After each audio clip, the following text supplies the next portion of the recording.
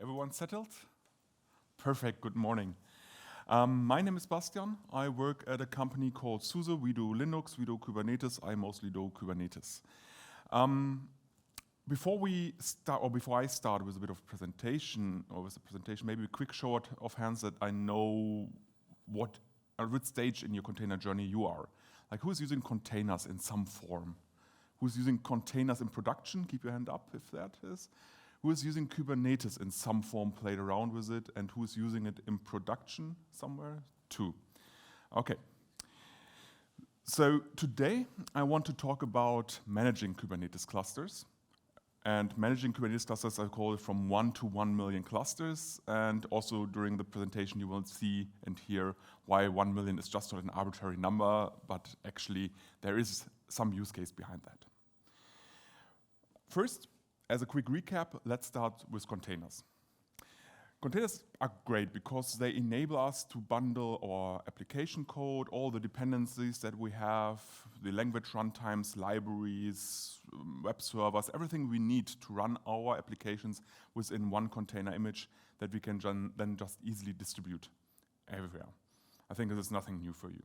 When we have a container image, we can say, okay, this image goes onto some server, we start the container image in a container, the application is started, and when the application stops, our system is, as it was before, clean and pristine, and we don't have any leftovers, and that makes distribution of software, management of software, updating software a lot easier because all you have to care about is one image and not installing tons of packages, tons of things, tons of configuration files onto servers and updating them all the time. And when you do this, in production, for example, it's quite nice. You have 1, 2 applications. Maybe you have 2 container images. You start them on 2, 3, 4, 5 servers, run Docker run or whatever container runtime you're using. And when you want to update them, you stop them, start a new version, and then you're fine. It gets problematic when you not only have 1 or 2 containers, but a lot of them. And that's usually how systems and setups look like. You not only have 1 application. If that is the case, perfect. Run your containers on some servers, on some VMs, that's fine. But oftentimes you have multiple applications. Maybe you have some kind of service-oriented architecture, microservices. You maybe have some monitoring daemons, some log management system, security scanning software, tons of stuff that you actually run on servers, not just like one application. And then when you have to manually decide which container goes on which server, how to set up the networking between them, how to set up firewall rules between them, how to maybe also automate updating all these different containers without your application actually being down in the process, it can get complicated. And that is where these container orchestration systems like Kubernetes come in. They help you do that. They have APIs to actually manage this and help you run containers somewhere. And the nice thing about Kubernetes is that it gives you a standardized and common API to do this that works on a lot of different platforms and infrastructures. You can run Kubernetes, of course, on your cloud provider, even as a managed service that you can just click together. But it also works in your own data center, somewhere on premise, because not everyone is in the cloud. It also works on your developer laptop easily. I can boot up a Kubernetes cluster easily on my laptop. You'll see this also in the demo part. But more and more, we are seeing also Kubernetes being used in non-traditional use cases, and these are these edge and branch use cases. What does it mean? When we're, for example, talking about a supermarket chain, they have tons of stores, and usually they also have some servers there, a small rack with 3, 4, 5 servers in it to handle the internal system of the supermarket, like inventory, for example, systems. And these servers run software, and the software needs to be deployed, it needs to be monitored, it needs to be managed, it needs to be updated. And it would be kind of nice to have the same automation, the same APIs that you are also using in your data center or in the cloud to do this. But it gets even more interesting when we think about things like 5G cell towers, wind turbines, cars, trains, planes, satellites. All of these things run software, and all the software needs to be monitored, managed, and updated. And we are seeing now more and more Kubernetes also being the choice of having a standardized API across all these platforms to manage those. By the way, Kubernetes is not only handling starting and stopping containers, it also has standardized APIs to handle everything around stopping and starting and running a container. For example, how to do load balancing inside of a cluster between your applications, how to set up firewall and network security rules, how to do service discovery, role-based access control, backup and disaster recovery. For all of that, Kubernetes has also built-in abstractions that then work the same on all these different infrastructures. And Kubernetes kind of makes the differences between all these different systems go away, between these different CPU architectures, between the different sizes of the clusters, and so on. When we look at how a Kubernetes cluster looks like, it's a bit like this. Kubernetes itself is a microservice architecture. It's not one process as you just start somewhere, it's actually multiple processes with different things that they are doing. And this graph here is a bit simplified, but it's kind of like what every Kubernetes cluster looks like. In the middle, you have the Kubernetes control plane. This offers an API that you can talk to tell Kubernetes, hey, start that, stop that, set up these firewall rules, set up this storage, so forth. Kubernetes then, when you as a user talk with the API, stores the desired state that you want to have in a component called etcd. This is a distributed key value database. So a bit like memcached or Redis, just like distributed across multiple instances for high availability. And then you have on the right side here some worker nodes that connect also to the Kubernetes API. Ask Kubernetes, hey, what containers should I start? What should I stop? And also report back then what the current state of the node is, what the current state of the containers is. And I said this graph here is simplified because actually, because actually this control plane here also has multiple services running for different purposes. And also here on the nodes, there are multiple processes running. And when I say distributed system, components on different servers, VMs talking with each other, of course the traffic between all these components need to be secured. So when we actually set up Kubernetes on our own, we would need to think about TLS certificates, encryption, consistent configuration of all these different microservices, and also at some point we need to update Kubernetes itself as well. And then we have to think about updating it in a way that actually is consistent and it ideally also doesn't bring our cluster down in the process. And you can do it yourself. And there are nice tutorials out there. I picked one. This is called Kubernetes the Hard Way from Kelsey Hightower. It's a Git repository with lots of markdown files, 14 of them that walk you through how to issue certificates, how to create your own CA, how to set everything up, how to configure everything from scratch. It's interesting. You will learn a lot from that. And the most important thing, you're probably going to learn that you don't want to do this yourself.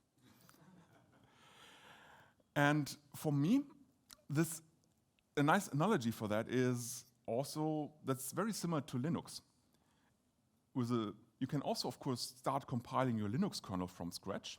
You can then not use a package manager, but also compile all your libraries, all your software you need, all the things you need on the system for yourself.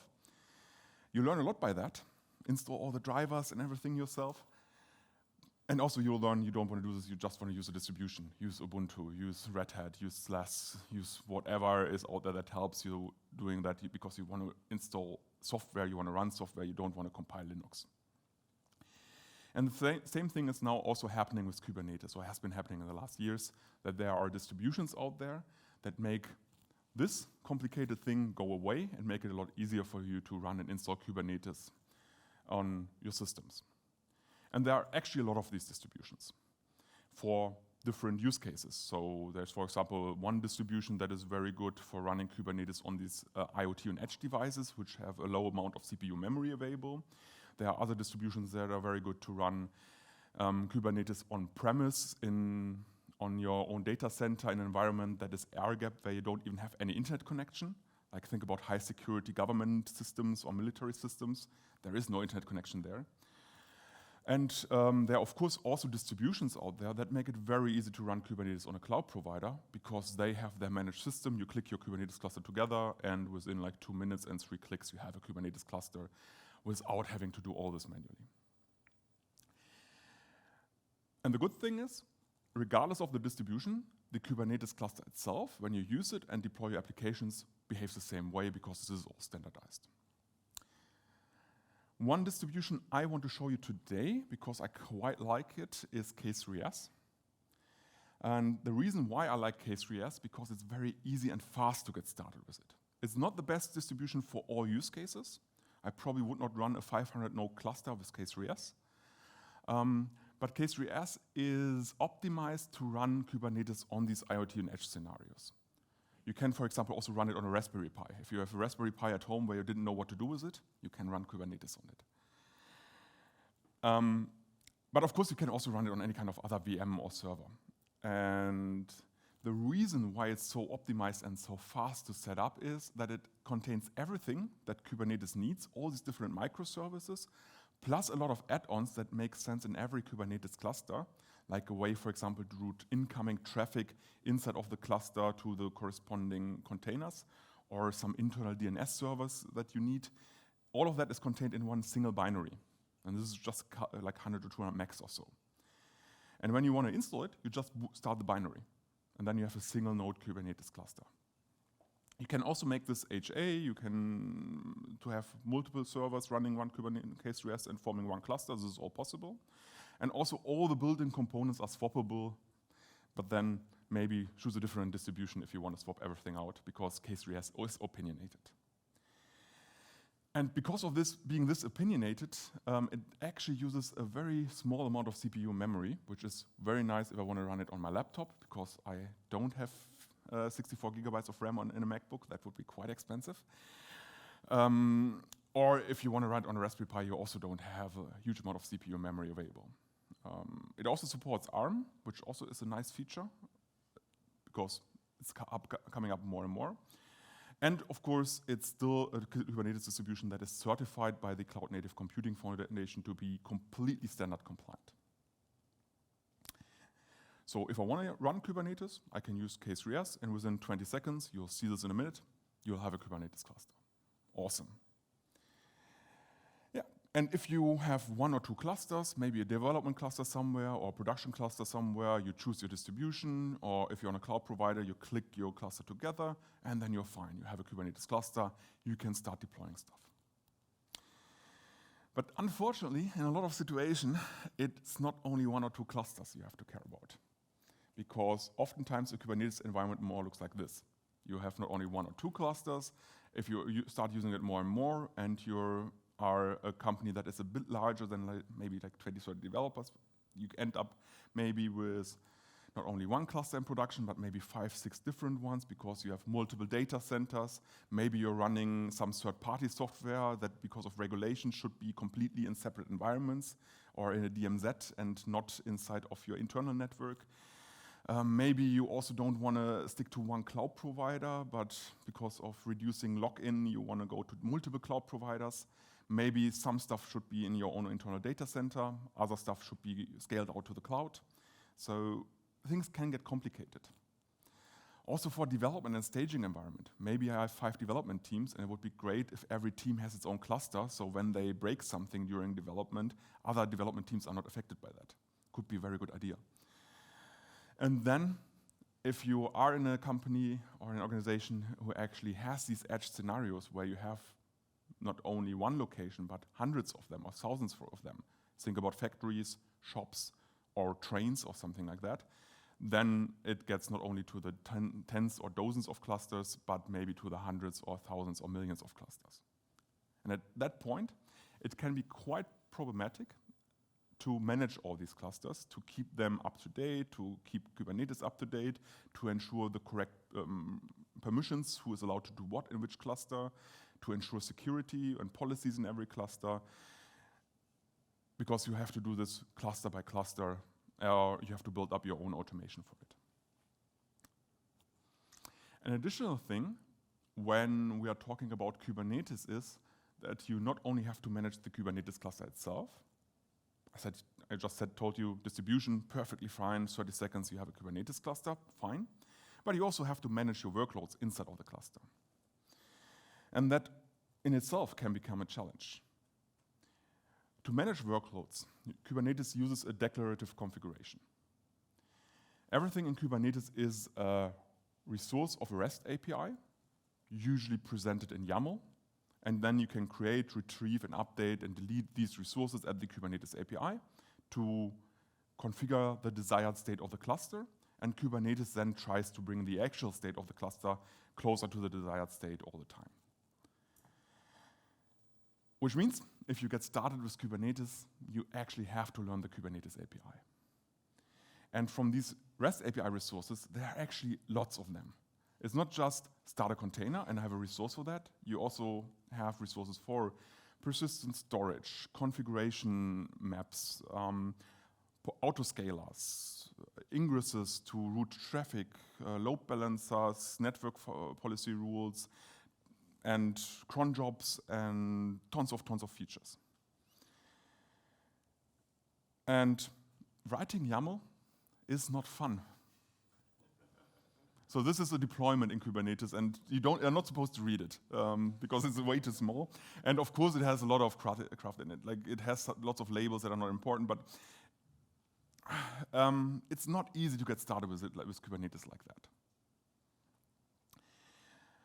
That's actually also where some of the cloud provider integrations come in that we heard of from yesterday, which like ECS, where you have a more simplified container clustering system, or Fargate in AWS, they make it a lot easier, but then they're a bit more restricted and not standardized across different environments.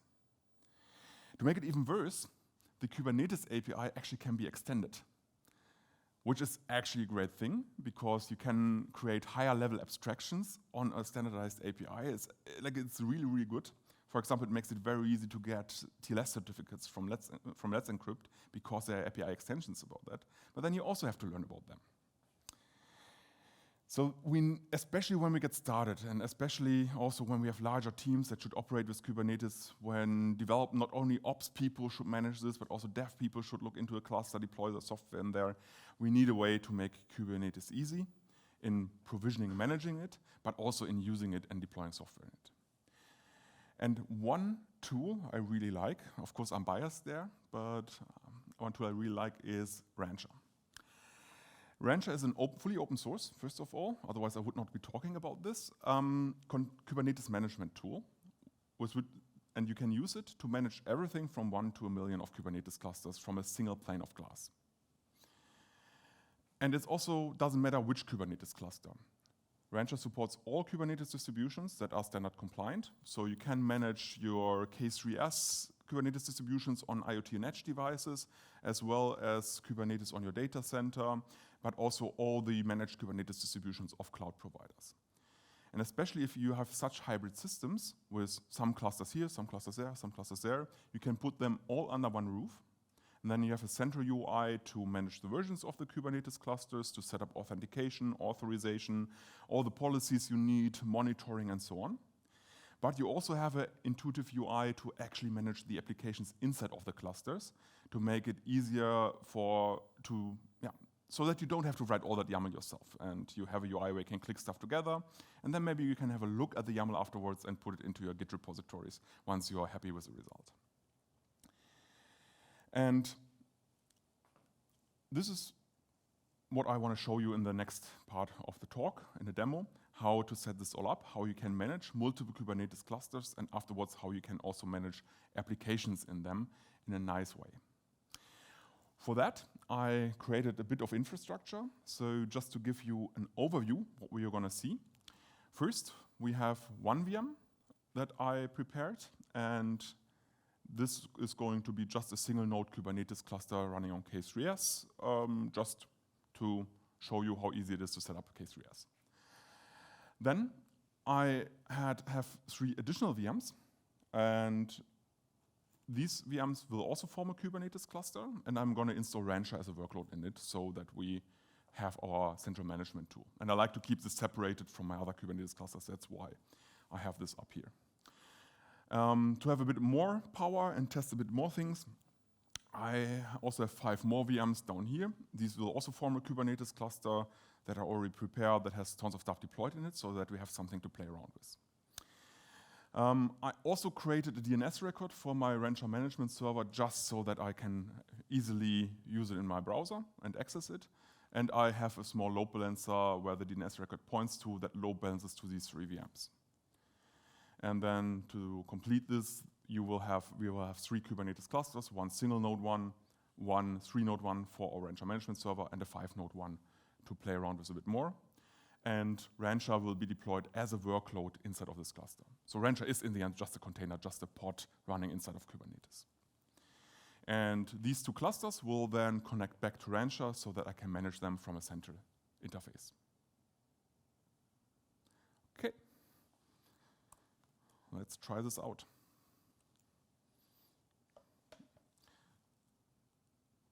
Okay. So first of all, this is the first VM, the one on the top, from the bottom left. This is a VM that is completely empty. It's running SUSE Linux Enterprise 15 SP2, but the operating system doesn't matter. It would work the same way on all other Linux operating systems. It should be a current kernel, not something like that is 5 years old. And just to prove that there is not much running on in here, let's list the processes. So we basically have this standard stuff, systemd, the networking stack, cron daemon, SSH daemon. Otherwise, there's nothing in here. If we want to install now Kubernetes on it, or K3s on it, there is a handy installation script that we can just download. Oh, where is the pipe here? And execute. And if you don't want to download a script from the internet, which is probably a good thing, this script, all it's doing, it's finding out what is the latest K3s version, in this case 1.22.6. It's downloading the binary, so 1 single binary. It's verifying that the binary is actually hasn't been tampered with a checksum, and then it's putting this binary to user local bin. It's checking if I have SE Linux installed or not. If I have SE Linux for security, I need to install an additional RPM with the SE Linux policies for Kubernetes. And for convenience, it's creating a couple of symlinks and a script to uninstall everything again. So you can easily automate this on your own by just downloading the binary, putting it in Ansible, and putting it on your server. It also created a systemd service and started it. And now, I think I talked long enough. I should maybe become root for permissions. I have a Kubernetes cluster. And this Kubernetes cluster here also has some pods. You can see they are also up and running. These are the ones that are already bundled with this, like a DNS server, metric server, traffic for ingress controller, and so on. And you can also do this on your laptop. You can do this everywhere. Just takes a couple seconds. Now, to get to the more interesting part, let's install Rancher to actually have a nice UI to click around and not having to type all the time anymore. Here, in this tab, I prepared a 3-node Kubernetes cluster already, also running K3s. I just did this so that we don't have to wait for, I don't know, a minute until this cluster is up. This cluster has 3 nodes, and it's otherwise also empty. So the containers running inside, or the pods running inside here, are the ones that come with K3s. If I want to install Rancher, I can just do this. I'm going to make this a bit bigger. I can just do this with a package management tool for Kubernetes called Helm. And I want to install 2 things. First, I'm going to install a tool called Cert Manager. So think of Helm like something like apt or yum or zipper. You can install ready-made packages inside of a Kubernetes cluster, and you can configure them if you need to. And the first thing I'm going to install is Cert Manager, which gives me then automatically TLS certificates from Let's Encrypt. And Rancher just integrates with it like any other tool that does Kubernetes and wants to have TLS certificates from Let's Encrypt does. and it makes it just very easy. It handles all the important stuff for me, like proving to Let's Encrypt that I actually own the host name that I want to have a certificate from, so that I can't get a certificate for, let's say, google.com. And this is all abstracted away. So the first command is just installing Cert Manager with basically the default settings. And this is going to take, I should have pressed enter earlier. This is going to take maybe 30, 40 seconds, hopefully. While this is running in the background, there it is. It has already copied this over. We can also check maybe kubectl get pods. So we have now a couple Cert Manager pods running in here, and they are doing the heavy lifting with talking to Let's Encrypt. Next, I can install Rancher. Same thing. I tell Helm, please install Rancher. Let's just put this up a bit here. Put it into namespace into my Kubernetes cluster. I want to install version 2.6.3. That was not what I expected. And then I'm saying, hey, retrieve a TLS certificate from Let's Encrypt. Of course, I also can give it my own certificates that I bought somewhere or got from my corporate CA. This is also all possible. And I configured the host name where I'm going to reach my Rancher management server, which is the DNS record that I already pre-provisioned that points to the load balancer, that points to the VMs of this Kubernetes cluster. And now, let's maybe execute this command. This also will clean this a bit up. This should be created in a second. And let's do this differently. Let's watch this. So we can see now here the Rancher pods are already starting. It's running highly available with 3 instances. And if you're not that familiar with Kubernetes, they are running, and these 1-from-1 means that also now the health check of these pods is fine and ready, and I can reach my pods and they are ready to go. What also was created is by this Helm chart an ingress rule, and ingresses in Kubernetes are routing rules that say incoming traffic with this host name should go to some pods in my cluster. I don't want to go into too much detail here to not make this a 6-hour workshop. So let's make this bigger, and yeah, I can reach Rancher, and I'm now maybe a tiny bit smaller. I'm now in the initial setup wizard where I have to provide an auto-generated passwords for security, and then I can choose my admin password. Let's maybe use this one. Agree to the terms of services, and come on. And yeah, I'm up and running, and let's clean this a bit up. And I have my central management tool that I can use to manage Kubernetes clusters here. And you can see there's already one Kubernetes cluster in here, which is the one that the Rancher itself is running. Now, what does this tool give me? First thing is, I can, here on the left side, just so that you know how the interface works, is a global menu that you can reach all the time, where you can also have a list of all your clusters. You can go to the cluster management to add more clusters to Rancher, or go to, let's say, users and authentication to set up additional users, connect your Active Directory, connect your LDAP, whatever you're using for authentication in your company. And on the right side, you have my user menu where I can change my password, get API keys, and so on. And the first thing we want to do is add more Kubernetes clusters to Rancher. And to be flexible, there are 2 ways to add Kubernetes clusters to Rancher. I can either import existing ones, or I can create completely new ones. And let's maybe create a new one first. When creating new Kubernetes clusters, the interface also gives me different options. I can directly connect it to a cloud or infrastructure provider, and then give the Rancher some API credentials, for example, for AWS or DigitalOcean, and it will directly create a Kubernetes cluster through the AWS API with the desired configuration. By the way, infrastructure providers does not only mean cloud providers, it can also be something like a vSphere or an OpenStack. There is a plugin system behind this, so basically everything that has an API can be connected to it. Or maybe my processes internally are different and I already have existing virtual machines, or maybe I'm running Kubernetes on bare metal or on Raspberry Pis where I don't have an API for the colleague that plugs in the server into the rack. I can also say I have existing nodes and I want to create a Kubernetes cluster on there, and it will generate me an installation command that I can run on any Linux or Windows. Let's maybe create a cluster at DigitalOcean, just because I have some API credentials there, which I have to copy, paste. Okay. So first thing, I'm giving my API key here to Rancher so that it actually can connect to DigitalOcean. And then I can give my cluster a name.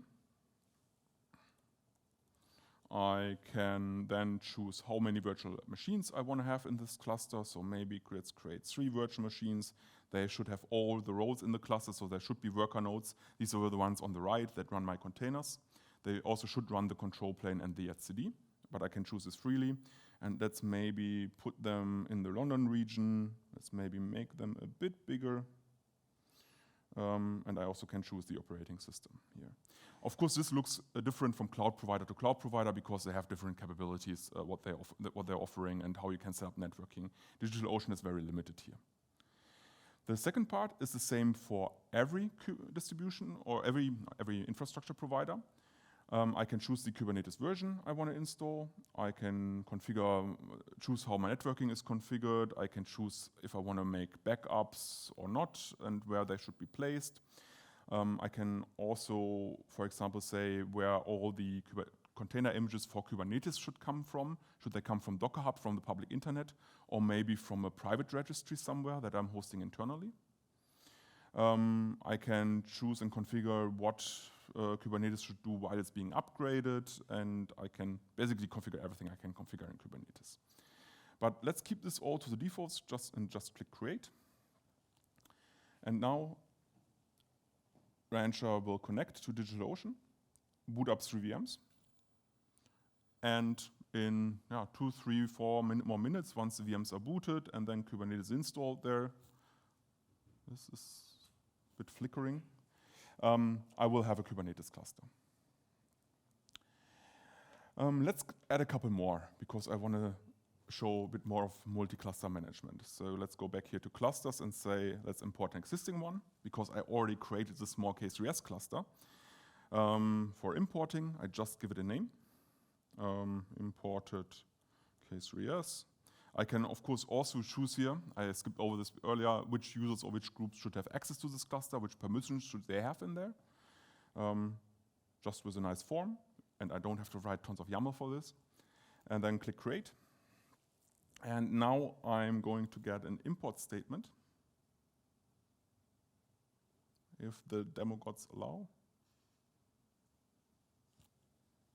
or the Wi-Fi allows. Wi-Fi is looking good.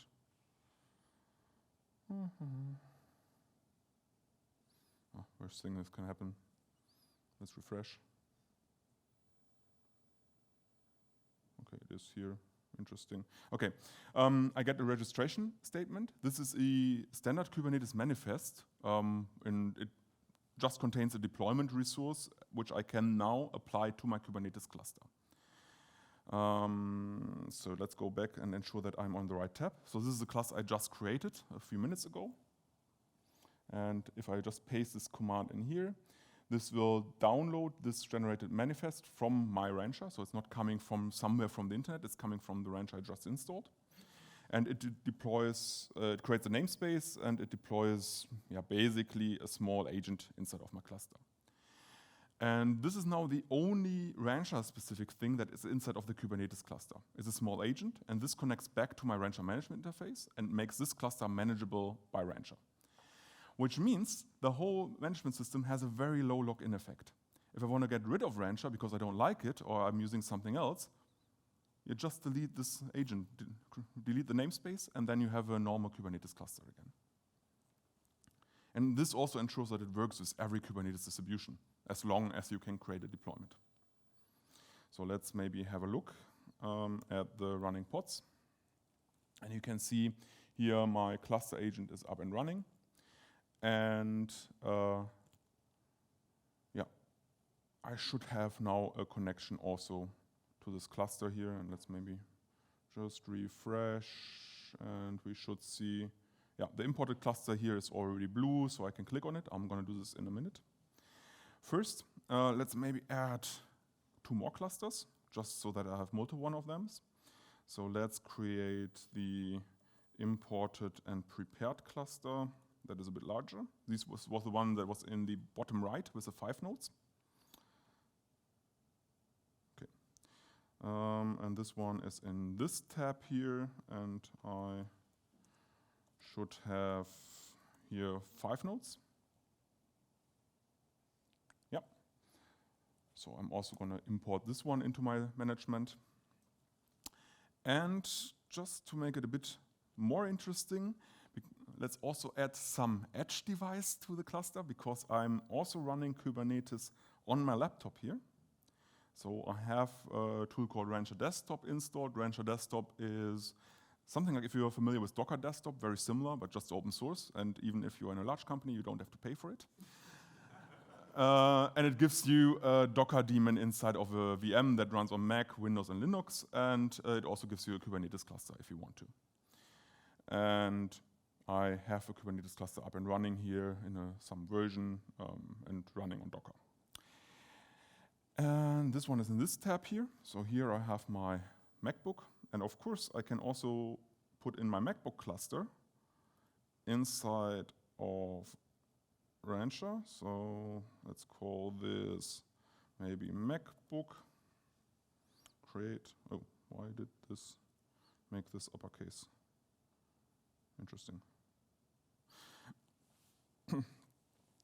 And, oh, come on.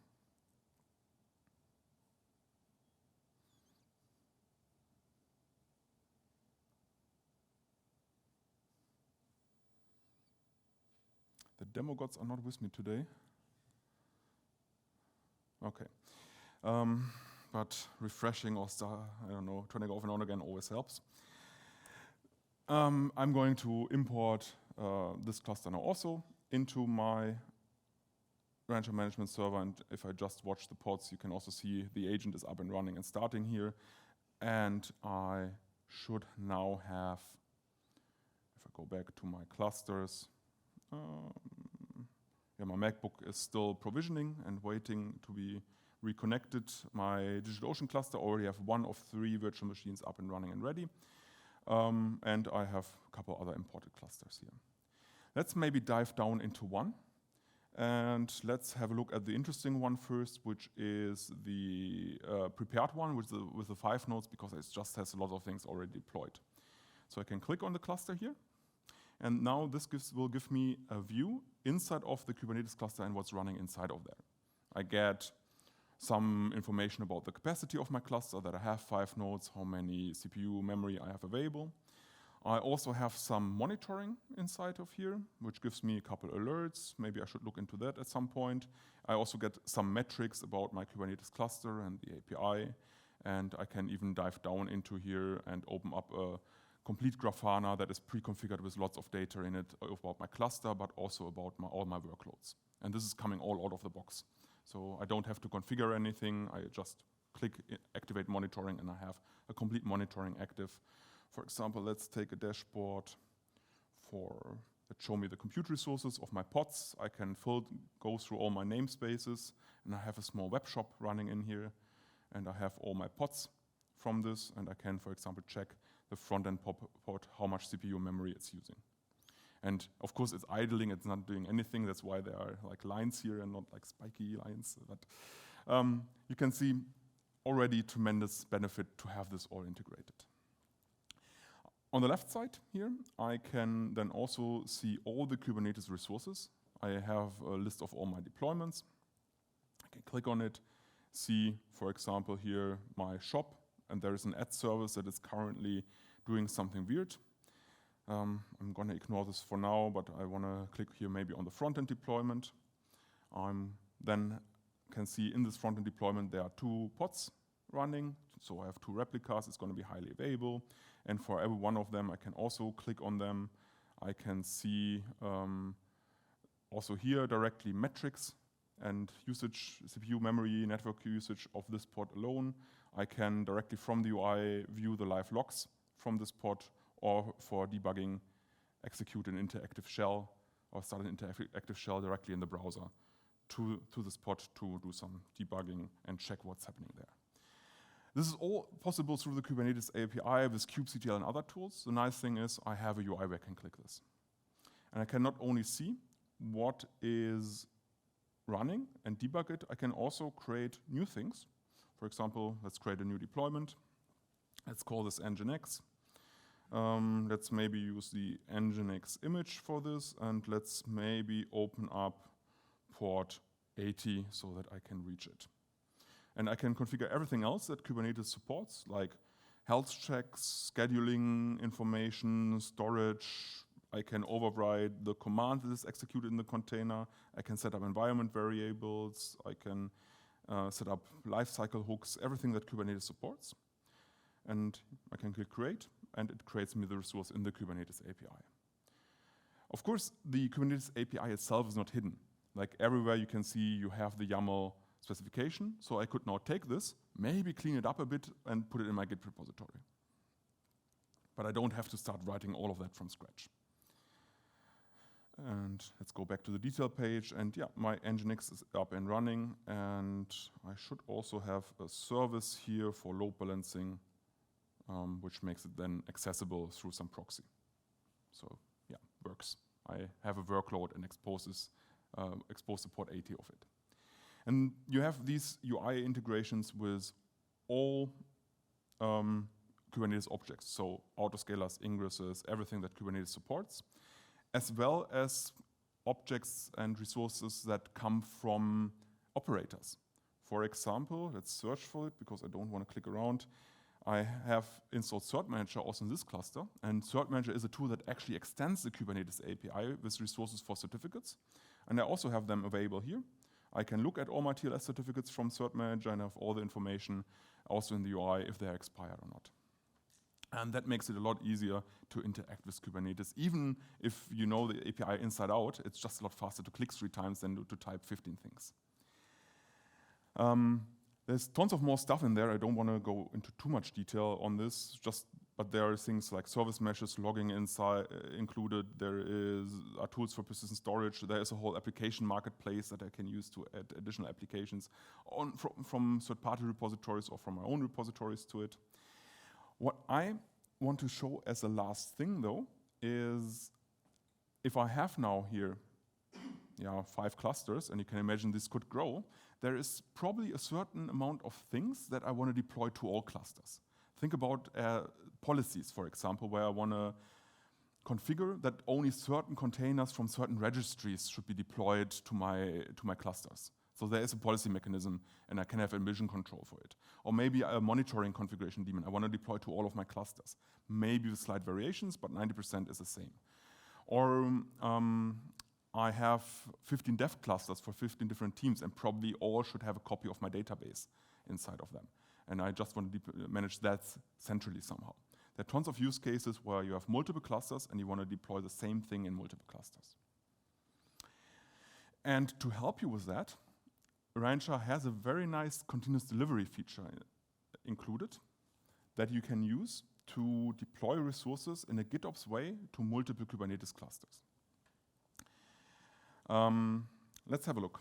So in this continuous delivery section here, I have all my all my clusters in here. I can group these clusters together if I wanted to. So I could say I am going to create a cluster group called let's say dev. I'm not trying to touch anything. Okay. I can then say this group should contain all clusters with the label role which has the value dev, which is currently no cluster. But let's create this, and let's maybe give one of the clusters, maybe this one here. I can maybe edit this and add here the role dev label, apply this, and then this should be added to my cluster group here. Yeah. So I can group my clusters together, so to just make it a bit easier for me to configure it.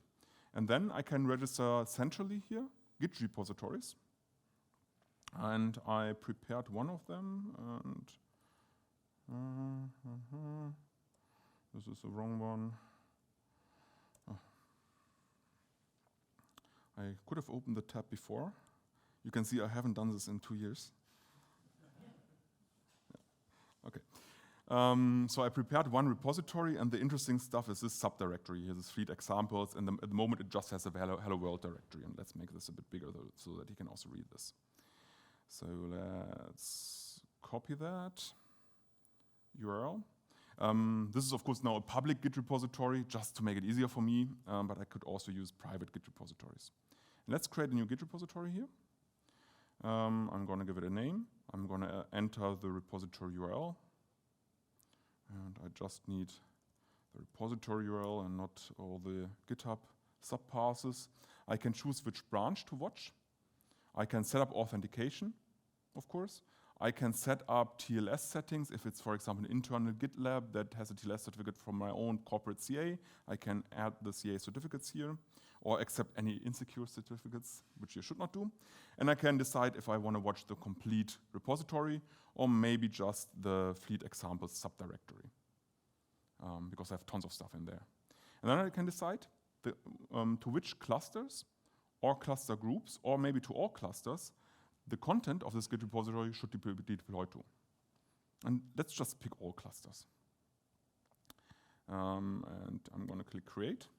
And now Rancher will start watching this Git repository and deploying the content of this Git repository to all of my clusters. And you can see here, for example, this is my MacBook. It's already starting some Hello World applications. I also should have maybe here is a cluster. This is the cluster that I created first here, this single node K3s cluster. It's also starting my Hello World application that was inside of the Git repository, and the other clusters will as well.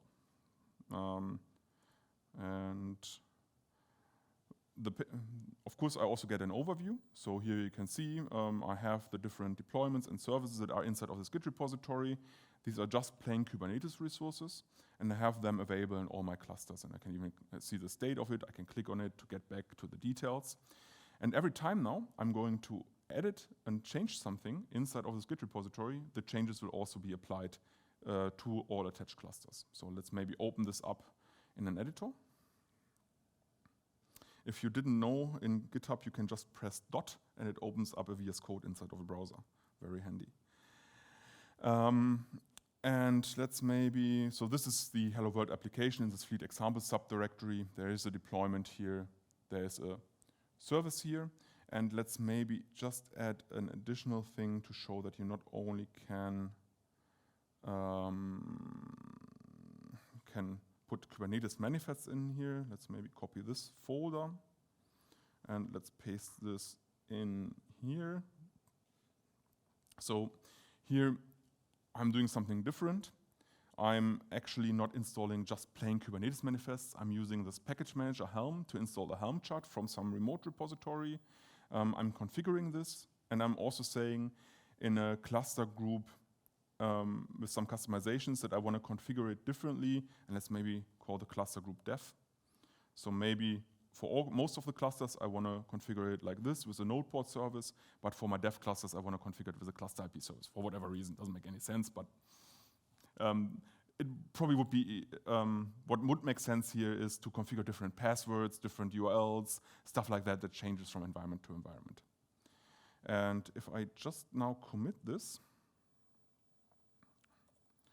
demo, commit, okay. And if we go back now to Rancher, we should see that in something between 5 and 30 seconds, Rancher will see that something changed inside of the Git repository and apply it to all of my clusters. At the moment, it's polling the Git repository because I didn't set anything up. If I wanted to, I can also add webhooks to GitHub that then tell Rancher every time something changes to, hey, here is an update now, do something. And now it's noticed that something changed. So it's applying all the changes, and you can see tons of more stuff being included. Like there is this net data persistent volume that is included, some deployments for net data. Net data is some monitoring tool, doesn't matter. And you can see now this is all being updated and installed. Same, of course, works if I remove something, it also gets removed, and it's basic GitOps. And this can make it very easy for a central team, or an ops team, or a DevOps team to ensure certain settings, certain configurations, certain workloads to be in every cluster that I'm attaching to it. Yeah, and with that, that's what I wanted to show in the demo. The slides I will upload and tweet about, and probably also send to the conference, and you'll get an email about this later on. It also includes some links to the documentation pages of K3S and Rancher and this continuous delivery tool. But it's also just easy to Google. And yeah, with that, thank you for your attention this morning. I hope you enjoyed learning a bit more about Kubernetes and maybe are excited to try it out, maybe on your Raspberry Pi or laptop. And thank you very much.